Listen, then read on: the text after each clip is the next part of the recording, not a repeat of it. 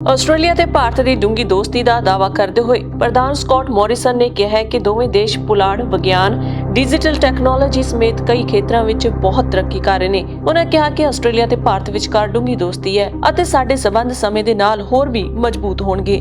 ਅਸੀਂ ਪੁਲਾੜ, ਵਿਗਿਆਨ, ਡਿਜੀਟਲ ਟੈਕਨੋਲੋਜੀ ਸਮੇਤ ਕਈ ਖੇਤਰਾਂ ਵਿੱਚ ਬਹੁਤ ਤਰੱਕੀ ਕਰ ਰਹੇ ਹਾਂ। ਇਹ ਆਸਟ੍ਰੇਲੀਆ ਲਈ ਮਾਣ ਵਾਲੀ ਗੱਲ ਹੈ ਕਿ ਪ੍ਰਧਾਨ ਮੰਤਰੀ ਮੋਦੀ ਸਿਡਨੀ ਵਿੱਚ ਗੱਲਬਾਤ ਨੂੰ ਸੰਬੋਧਨ ਕਰ ਰਹੇ ਨੇ। ਪ੍ਰਧਾਨ ਮੰਤਰੀ ਨਰਿੰਦਰ ਮੋਦੀ ਨੇ ਸੰਬੋਧਨ ਤੋਂ ਪਹਿਲਾਂ ਆਸਟ੍ਰੇਲੀਆ ਦੇ ਪ੍ਰਧਾਨ ਮੰਤਰੀ ਸਕਾਟ ਮੋਰਿਸਨ ਨੇ ਸ਼ੁਰੂਆਤੀ ਟਿੱਪਣੀਆਂ ਕੀਤੀਆਂ ਸਨ। ਉਧਰ ਪ੍ਰਧਾਨ ਮੰਤਰੀ ਮੋਦੀ ਨੇ ਕਿਹਾ ਕਿ ਭਾਰਤ ਦੇ ਲੋਕਾਂ ਲਈ ਬਹੁਤ ਮਾਣ ਵਾਲੀ ਗੱਲ ਹੈ ਕਿ ਤੁਸੀਂ ਮੈਨੂੰ ਸਿਡਨੀ ਡਾਇਲੌਗ ਵਿੱਚ ਮੁੱਖ ਭਾਸ਼ਣ ਦੇਣ ਲਈ ਸੱਦਾ ਦਿੱਤਾ ਹੈ। ਮੈਂ ਇਸ ਨੂੰ ਇੰਡੋ ਪੈਸੀਫਿਕ ਖੇਤਰ ਅਤੇ ਉੱਭਰ ਰਹੇ ਡਿਜੀਟਲ ਸੰਸਾਰ ਵਿੱਚ ਭਾਰਤ ਦੀ ਕੇਂਦਰੀ ਭੂਮਿਕਾ ਦੀ ਮਾਨਤਾ ਵਜੋਂ ਦੇਖਦਾ।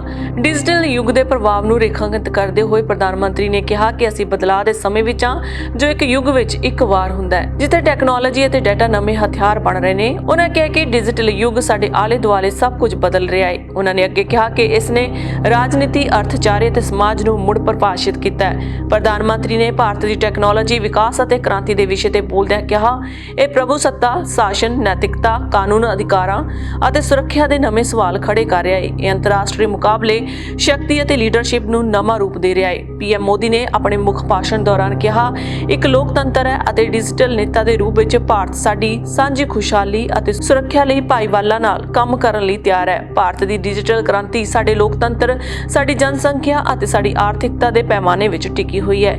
ਇਹ ਸਾਡੇ ਨੌਜਵਾਨਾਂ ਦੇ ਉਦਮ ਅਤੇ ਨਵੀਨਤਾ ਦੁਆਰਾ ਸੰਚਾਲਿਤ ਹੈ। ਇਹ ਦੇਖਦੇ ਹੋਏ ਕਿ ਭਾਰਤ ਦੀ ਡਿਜੀਟਲ ਕ੍ਰਾਂਤੀ ਦੀ ਜੜ ਇਸ ਦੇ ਲੋਕਤੰਤਰ ਵਿੱਚ ਹੈ, ਪ੍ਰਧਾਨ ਮੰਤਰੀ ਨਰਿੰਦਰ ਮੋਦੀ ਨੇ ਸਿਡਨੀ ਡਾਇਲੌਗ ਦੇ ਉਦਘਾਟਨੀ ਐਡੀਸ਼ਨ ਵਿੱਚ ਦੇਸ਼ ਨੂੰ ਡਿਜੀਟਲ ਪਰਿਵਰਤਨ ਨੂੰ ਆਕਾਰ ਦੇਣ ਦੀ ਸੂਚੀ ਵਿੱਚ ਪ੍ਰਧਾਨ ਮੰਤਰੀ ਨੇ ਕਿਹਾ ਕਿ ਭਾਰਤ ਅਤੀਤ ਦੀਆਂ ਚੁਣੌਤੀਆਂ ਨੂੰ ਭਾਰਤ ਵਿੱਚ ਭਵਿੱਖ ਵਿੱਚ ਛਾਲ ਮਾਰਨ ਦੇ ਮੌਕੇ ਵਿੱਚ ਬਦਲ ਰਿਹਾ ਹੈ। ਭਾਰਤ ਦੀ ਟੈਕਨੋਲੋਜੀ ਵਿਕਾਸ ਅਤੇ ਕ੍ਰਾਂਤੀ ਦੇ ਵਿਸ਼ੇ ਤੇ ਬੋਲਦੇ ਹੋਏ ਪ੍ਰਧਾਨ ਮੰਤਰੀ ਨਰਿੰਦਰ ਮੋਦੀ ਨੇ ਕਿਹਾ ਕਿ ਦੇਸ਼ ਵਿੱਚ 5 ਮਹੱਤਵਪੂਰਨ ਤਬਦੀਲੀਆਂ ਹੋ ਰਹੀਆਂ ਨੇ। ਇੱਕ, ਅਸੀਂ ਦੁਨੀਆ ਦਾ ਸਭ ਤੋਂ ਵਿਆਪਕ ਜਨਤਕ ਸੂਚਨਾ ਬੁਨਿਆਦੀ ਢਾਂਚਾ ਬਣਾ ਰਹੇ ਹਾਂ। 1.3 ਬਿਲੀਅਨ ਤੋਂ ਵੱਧ ਭਾਰਤੀਆਂ ਦੀ ਇੱਕ ਵਿਲੱਖਣ ਡਿਜੀਟਲ ਪਛਾਣ ਹੈ। ਅਸੀਂ 600 ਕਰੋੜ ਪਿੰਡਾਂ ਨੂੰ ਬ੍ਰੌਡਬੈਂਡ ਨਾਲ ਜੋੜਨ ਦੇ ਰਾਹ ਦੇ ਰਹੇ ਹਾਂ। ਅਸੀਂ ਦੁਨੀਆ ਦਾ ਸਭ ਤੋਂ ਕੁਸ਼ਲ ਭੁਗਤਾਨ ਬੁਨਿਆਦੀ ਢਾਂਚਾ UPI ਦਾ ਨਿਰਮਾਣ ਕੀਤਾ ਹੈ। 800 ਮਿਲੀਅਨ ਤੋਂ ਵੱਧ ਇੰਟਰਨੈਟ ਦੀ ਵਰਤੋਂ ਕਰਦੇ ਨੇ। 750 ਮਿਲੀਅਨ ਸਮਾਰਟਫੋਨ ਤੇ ਨੇ। ਇੱਥੇ ਦੱਸ ਦਈਏ ਕਿ ਸਿਡਨੀ ਡਾਇਲੌਗ 17 ਤੋਂ 19 ਨਵੰਬਰ ਤੱਕ ਆਯੋਜਿਤ ਕੀਤਾ ਜਾ ਰਿਹਾ ਹੈ। ਇਹ ਆਸਟ੍ਰੇਲੀਅਨ ਰਣਨੀਤਿਕ ਨੀਤੀ ਸੰਸਥਾਨ ਦੀ ਪਹਿਲ ਕਦਮੀ ਹੈ। ਇਸ ਸਮਾਗਮ ਵਿੱਚ ਜਾਪਾਨ ਦੇ ਸਾਬਕਾ ਪ੍ਰਧਾਨ ਮੰਤਰੀ ਸ਼ਿੰਜੋ ਆਬੇ ਵੀ ਮੁੱਖ ਭਾਸ਼ਣ ਦੇਣਗੇ।